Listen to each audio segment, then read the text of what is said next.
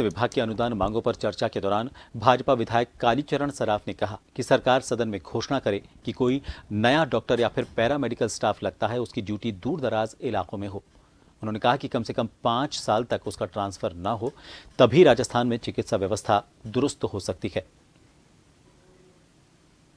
सबसे पहले मैं माननीय मुख्यमंत्री जी और उप मुख्यमंत्री, वित्त मंत्री का धन्यवाद देना चाहूंगा कि उन्हें राजस्थान के इतिहास में पहली बार स्वास्थ्य सेवाओं के लिए 27,760 करोड़ रुपए का प्रावधान रखा है।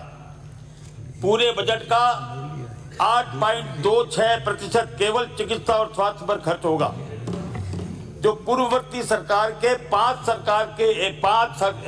साल के यदि औसत खर्चा माना जाए तो 1.5% ज्यादा है। आयुष्मान भारत योजना के तहत मुफ्त इलाज का लाभ देश के सभी 70 वर्ष या उससे अधिक उम्र के बुजुर्गों को मिलेगा।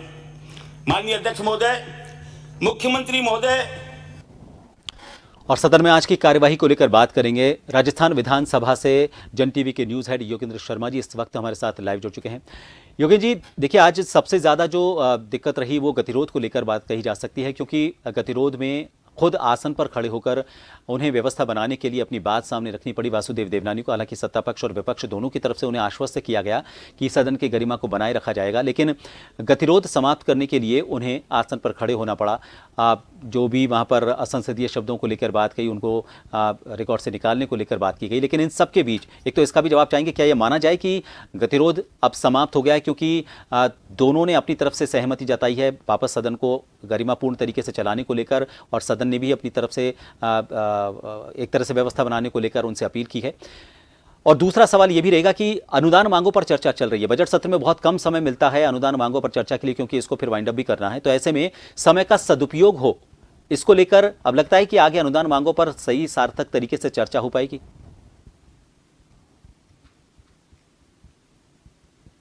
सही है। देखिए, बहुत ही अहम सवाल हैं दोनों ही।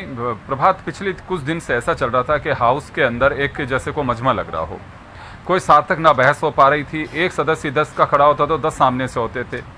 मंत्री खड़े हो रहे थे, विपक्ष के नेता कुछ बोल रहे हैं, तो अगर उधर से कोई मंत्री जवाब दे रहा है तो इधर से विपक्ष से सारे सदस्य खड़ा हो रहे हैं।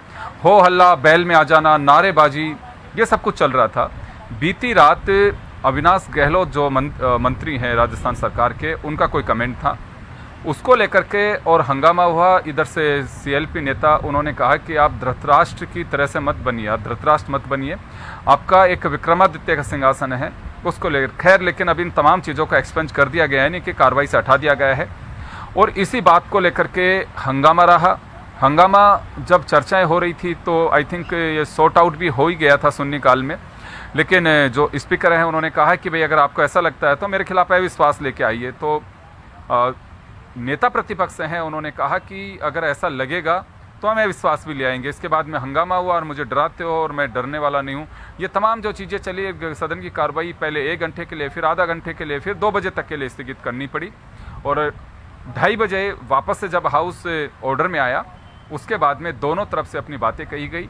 और अच्छी बात है कि अंत भला तो सब भला। मुझे लगता है कि अब ये हाउस ठीक से चलना चाहिए, क्योंकि जिस तरह की स्थितियाँ बनी हुई थी वो अब शॉर्ट आउट होंगी, मंत्री ठीक से जवाब दे पाएंगे और अब हाउस सुचारू रूप से चल पाएगा। दूसरा आपका जो सवाल था कि अगर डिमांड की बात करें, यहाँ पे आज अनुदान मांगों की जो चर्चा चल रही है, मेडिकल एंड मेडिकल एजुकेशन पे है।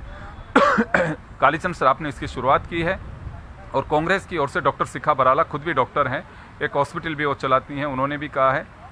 कालीचरण सराफ ने एक बड़ी बात कही है कि जहाँ के जो मुख्यमंत्री हैं, पहले के मुख्यमंत्रियों के नाम से यूनिवर्सिटी बनी है। जयनारायण व्यास विश्वविद्यालय बना, इसी तरह से हरदेव जोशी पत्रकारिता विश्वविद्यालय बना। तो अब RUHS का नाम भैरव सिंह शेखावत के नाम से होना चाहिए, क्योंकि वो यहाँ के 3 बार के मुख्यमंत्री रहे हैं, राजस्थान के लोकप्रिय नेता रहे हैं, सभी दलों के अंदर उनका एक रेस्पेक्ट है, देश के उपराष्ट्रपति भी रहे हैं, तो इस लिहाज से उनका नाम होना चाहिए। लेकिन ओवरऑल अगर सिस्टम की बात करें तो एक बड़ी बात आ रही है कि ग्रामीण क्षेत्र में चिकित्सा सुविधाओं को दुरुस्त करने की महती आवश्यकता है और इसे दुरुस्त किया जाना चाहिए।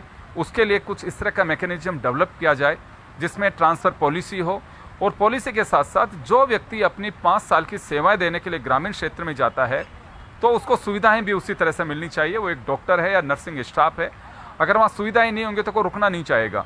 तो रूरल बेल्ट का अगर हमें वास्तव में कुछ डेवलपमेंट करना है और चिकित्सा सुविधाएं अगर वहाँ बेहतर करनी है तो उसके लिहाज से तो आपको ये सब चीज़ें करनी होंगी। पार्टी लाइन के अंदर उठकर ये तमाम चीज़ें चल रही हैं अभी हाउस के अंदर। गजेंद्र सिंह खींवसर जवाब देंगे इन तमाम चीज़ों का, क्योंकि उनका विभाग है, विभाग के अधिकारी यहाँ मौके पर विधानसभा के अंदर मौजूद हैं। और कहा यह जा रहा है कि पूर्ववर्ती सरकार ने इस तरह के आयाम स्थापित किए थे। चिरंजीवी योजना और भीलवाड़ा मॉडल की गूंज मैं विपक्ष की ओर से सुन रहा हूँ, और इसे खारिज करने की जो बात है वो सत्ता पक्ष की ओर से सुन रहा हूँ। बजट में क्या कुछ दिया गया है उसको अप्रिशिएट कर रहे हैं, और यही कुछ होता है प्रभात। तो फिलहाल मुझे लगता है कि शांतिपूर्ण तरीके से हाउस चल रहा है और अनुदान मांगों पे सदस्य अपनी अपनी बात रख रहे हैं। बोलने वालों की संख्या 40 से ज़्यादा बताई जा रही है। जो एक पहले जो सदस्य कालीचरण से लेकर के और अंतिम जो वक्ता हो गए उस तक, तो देखिए टाइम लगेगा। और मुझे लगता है कि एक सार्थक बहस भी होनी चाहिए। लोकतंत्र का पवित्र मंदिर है, और अगर यहीं पे बहस नहीं होगी, खुल के चर्चा नहीं होगी, तो फिर मुझे लगता है कि इसकी उपयोगिता नहीं रह पाएगी। जी प्रभात। बिल्कुल योगेंद्र जी, अभी खास खबर में चर्चा के दौरान एक और मुद्दा आपने सही उठाया था कि जो डिटेल में रिपोर्ट डिटेल्स नहीं मिल पाती हैं, जो सवाल होते हैं जवाब होते हैं उनकी, और ये पहले भी रहा है कि सवाल तो कुछ और पूछा गया और जो सवाल पूछा जाना था उसको लेकर उनके पास पता ही नहीं था कि सवाल क्या आएगा, तो उसमें जो जवाब दिया जा रहा है वो भी उस सवाल से जुड़ा हुआ सवाल जवाब तो था, लेकिन उस तरह से उसको परिभाषित नहीं किया गया। तो डिटेल लेना या फिर व्यवस्थाएं बनाना ताकि जो सार्थक समय का सदुपयोग भी हो जाए, जो सवाल पूछा जा रहा है उससे संतुष्ट भी हो जाए विभाग के मंत्री के जवाब से। तो ऐसे में इस व्यवस्था को बनाने को लेकर जो आपने एक मुद्दा उठाया था, क्या लगता है कि आने वाले वक्त में जब ये इस तरह की चीज़ें विधायकों की तरफ से, मंत्रियों की तरफ से सदन में रखी जाएंगी कि ऐसी क्या व्यवस्था की जाए ताकि जो पूछा जा रहा है उसका जवाब मिल जाए, वापस कोई प्रश्न वहाँ पर न उठाने की ज़रूरत पड़े, ऐसी व्यवस्था बनाने को लेकर भी क्या लगता है कि आपको आने वाले वक्त में इसी सत्र में कोई कदम उठाया जाएगा?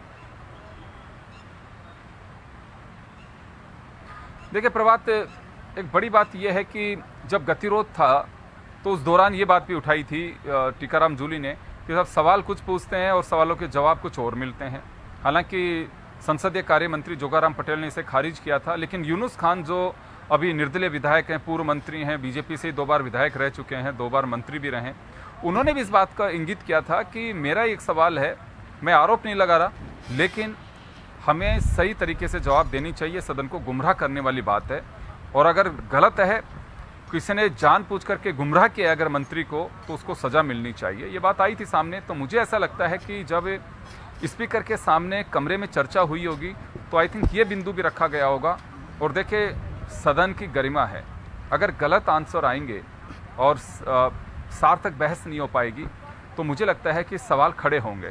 जी बहुत बहुत शुक्रिया योगेंद्र जी हमसे जुड़ने के लिए। तो अब एक तरह से माना जा सकता है गतिरोध को लेकर तो इसे पूरी तरह से खत्म कर दिया जाना चाहिए। अब सार्थक बहस होगी। अनुदान